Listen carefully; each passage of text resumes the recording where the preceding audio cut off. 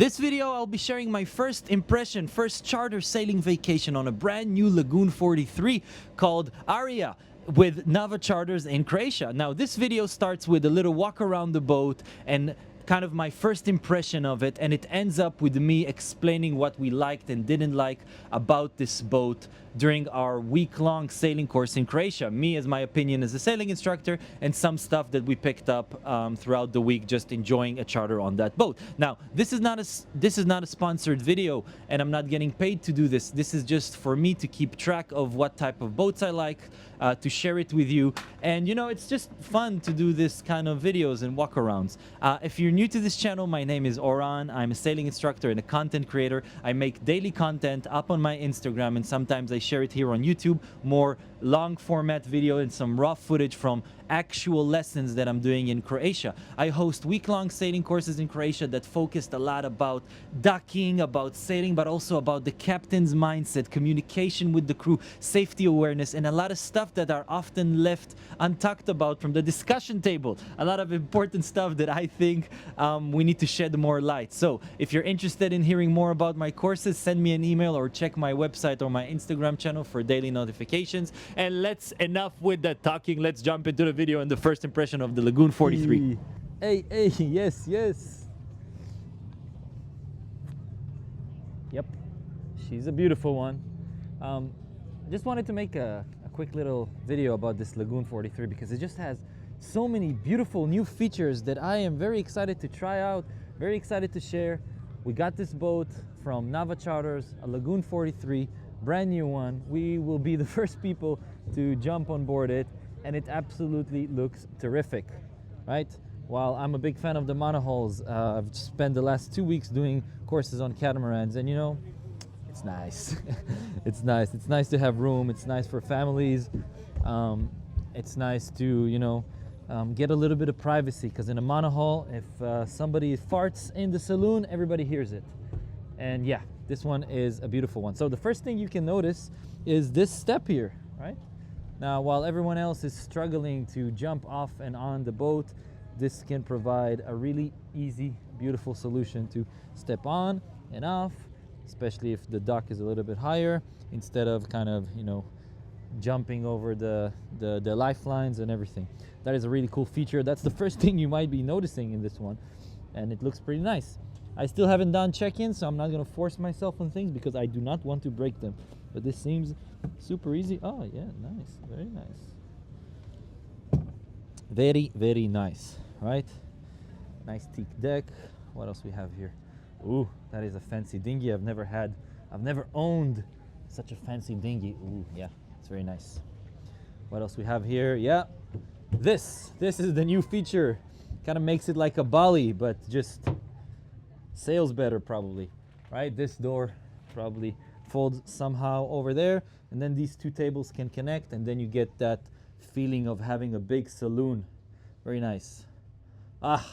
Kitchen, my favorite place. Look at that, 43-foot catamaran, and you still get those 4 stoves that are designed like this so that more pots can fit in, even though I do remember fitting a big pot over here, and then this was blocked as well. We'll see how it goes with the cooking this week, and we will let you know, but this looks very nice, and you got that view to the side. You don't need to look at your ugly crew. And yeah, you can focus on the cooking here. And full-size fridge, kinda. Beautiful.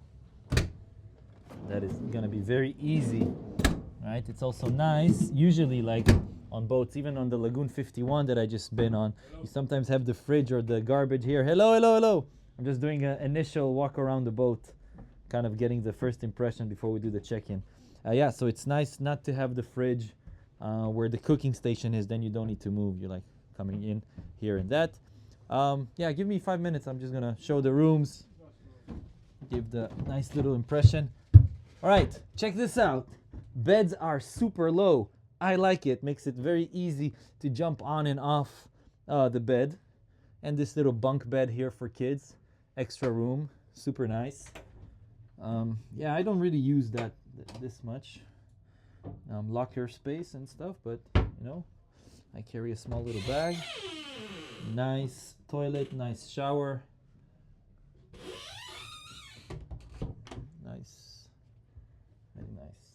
Very nice. Another forward cabin right here. Whoop, whoop.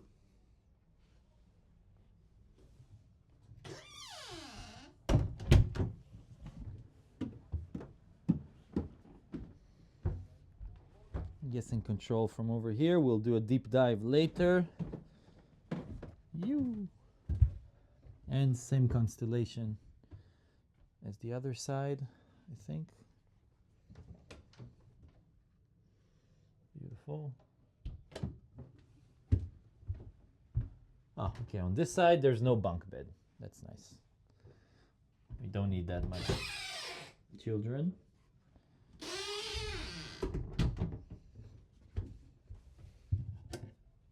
Nice. Bridges. Emergency hatch here, yeah.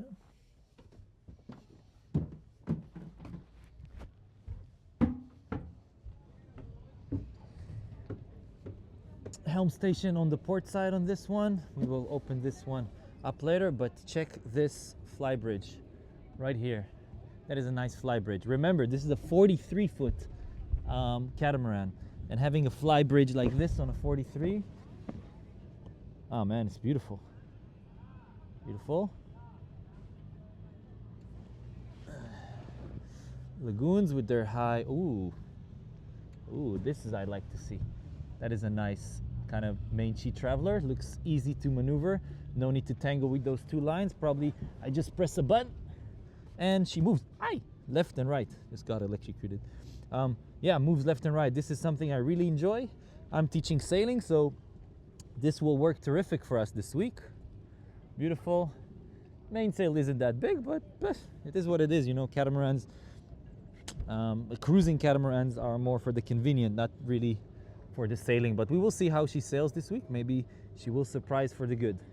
And of course, as requested, I really wanted a normal head sail, not a self-tacking one, as you can see on probably most cruising catamarans these days that have the self-tacking rail. And that's it. So we got proper head sail, nice little car. It really does make a difference, even on catamarans, this tiny head sail car. We have the anchor here, and of course, for you skippers, look at that coffin. Ah, that is a big coffin. It's a really nice coffin, and I'm excited to sleep in here and get into the moist chamber. It's very nice. All right, impressions, let's see this. Okay. Nice little anchor locker with that little tilt so the chain doesn't slide around and builds up over there.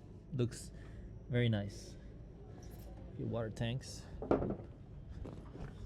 And another skipper coffin over here. Let's see. Maybe it's just the toilet. No, another coffin. That's great. Coffin, yes. And if you're chartering a boat in Croatia or in the BVI, please do not put garbage in the skipper coffin. We later sleep there, and then it smells horrible and very moisty and very unhealthy for us. Right, I'm gonna do the check-in right now, and yeah, that was the first impression. Looks sick. Oh, also outside fridges. What? We have 5 fridges. Beautiful. Great. Let's start the show. Right, I'm done with the check-in, and I just wanted to show you some cool new little features and gimmicks. You know how we like them gimmicks. So, look at this shower. Oh my god, I want a shower, but I need more space. What? What? I know it's silly, but I love this little gimmicks and stuff. Wait, there's one more thing I'll show you. First of all, just look at all the small details we're getting here with this charter company. Little soaps, hand soap, you know, every room has 4 towels, and we got beach towels as well. You know, it's these little things. Yeah, you can buy more soap in the supermarket and stuff like that, but just having it on board is really nice. It's really nice to have like little soap, because then we don't need to buy four bottles and throw them afterwards.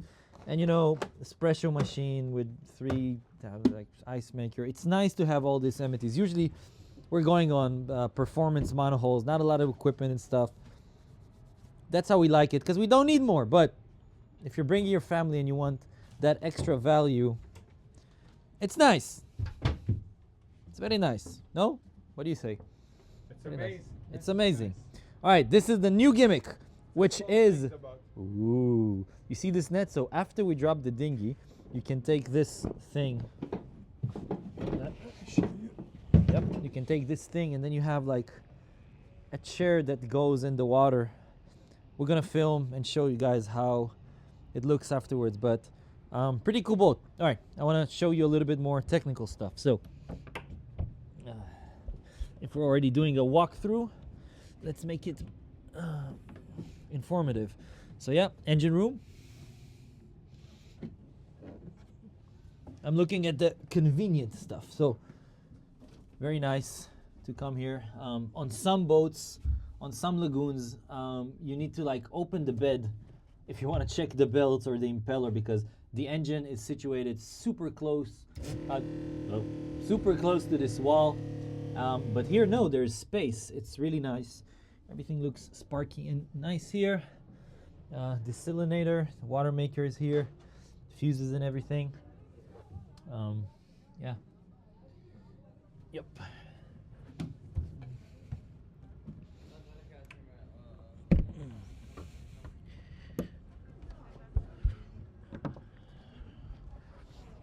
Right, another engine room over there.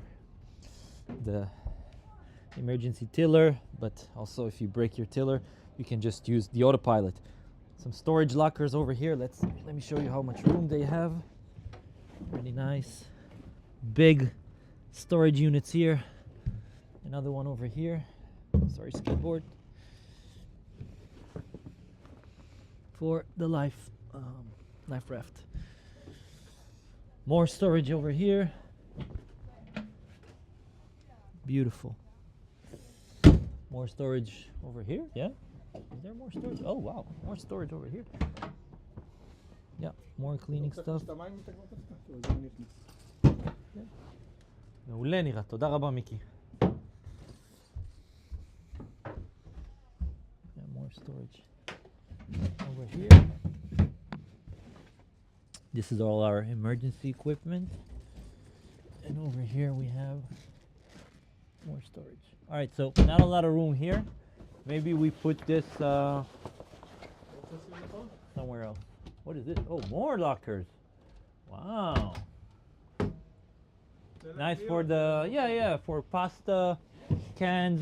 We have cans. Where did you put the cans? I put the cans over there. I didn't want to install. I think, yeah. So no problem. Yeah, cans over there, and then we put all the dry stuff, all the pastas and dry stuff. No, like the easy grab stuff. Like I like to sort out things on the boat where this is like, you know, things you use daily, like the spices and everything. Where's the spices? I put everything right. over here. Later, I'll just continue the walkthrough. Yeah, here is like the chart table thing. This I don't need if you need it. If you didn't notice.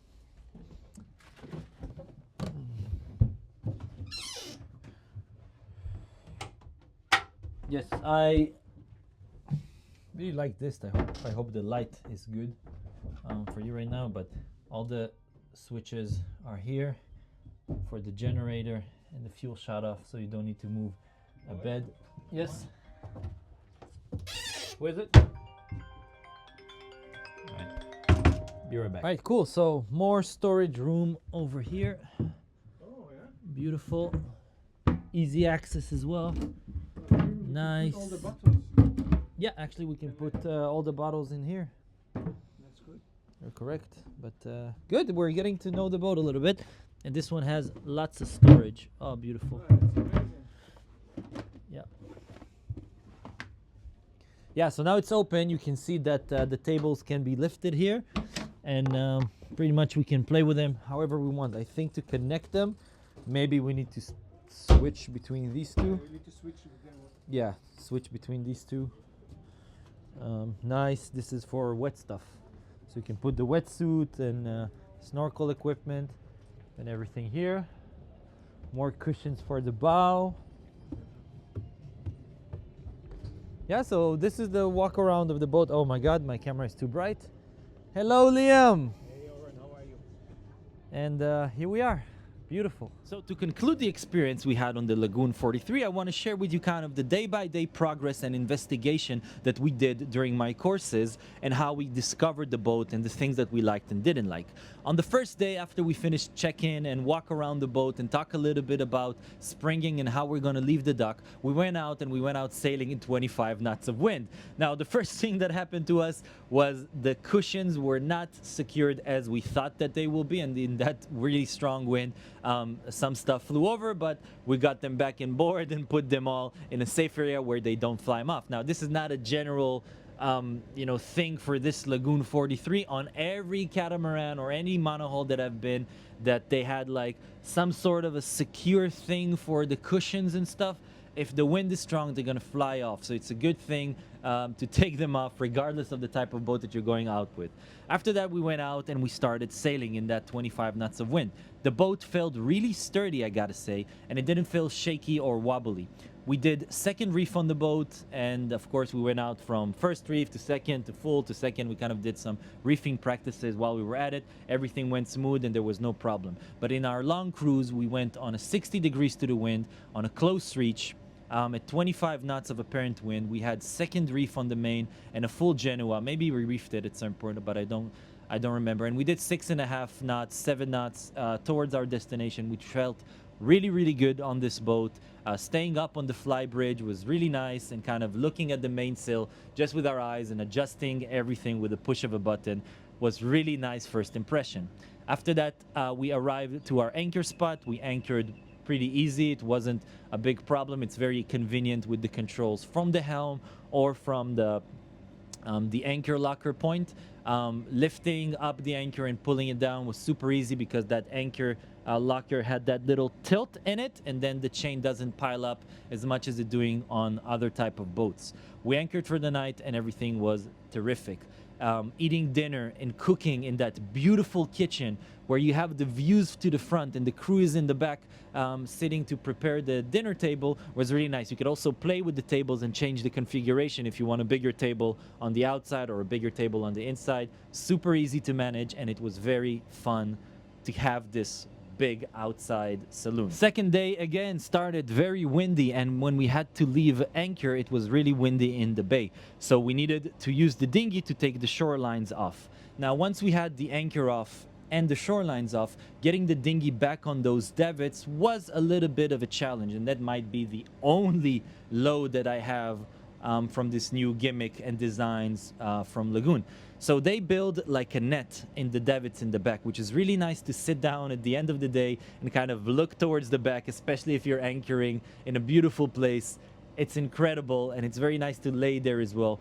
But to get the dinghy back up on deck and, pulling the carabiners and doing that was a bit tricky, especially when there was a little bit of wind, because that net kind of blocks a person from really moving in comfortably over there. We could have done this way better if we just changed the places of the carabiners. Instead of having them in the low point of the boat, if you have them on the top, it would have made it easier.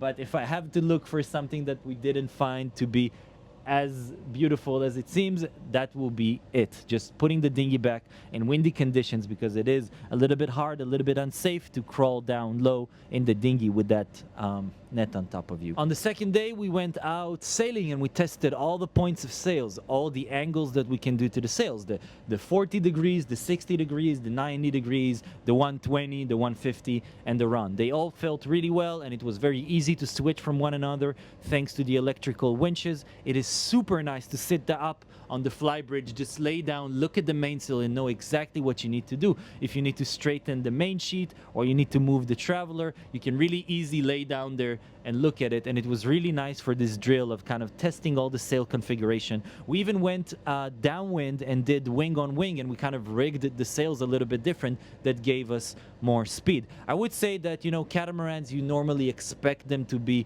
a little bit faster on a broad reach. This one did not feel as fast. As soon as we had apparent wind drop, because we're going downwind, it felt like the boat wasn't generating enough power. Maybe it would have been resolved with a spinnaker or a gennaker, but with the sails configuration, with the jib, the 100% jib that we had, and a full main, it didn't feel as strong as you would expect it. But then again, I didn't come with high expectations out of a cruising catamaran's in sailing capabilities. Sometimes I have this bug in my head where I'm expecting it to behave like a performance-oriented monohull and really squeeze all the forces that it can from the wind.